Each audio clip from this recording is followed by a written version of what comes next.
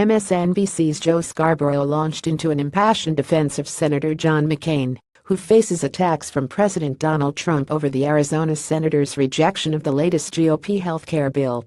Trump went after McCain, who was recently diagnosed with brain cancer, over the weekend in tweets, a radio appearance and his Friday night rally in Alabama.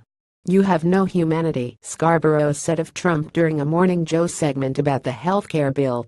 "You have a man who is dying, and you're using him for political punchlines on talk radio, and also in audiences in Alabama. And by the way, for people watching at home, if you're in the audience and John McCain is getting attacked, and he's fighting for his life, unless you were raised in a barn, keep your mouths shut," Scarborough continued.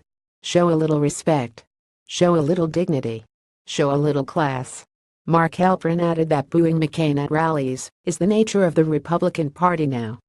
"Who raised these people?" Scarborough asked.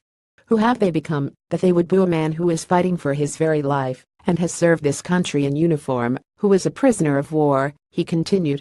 Scarborough then described McCain's 5 years as a POW in Vietnam, in which he refused to leave captivity until his fellow prisoners were also released. "He could have done what Donald Trump did," Scarborough continued. "He could have avoided the draft. His dad was one of the most powerful men in America.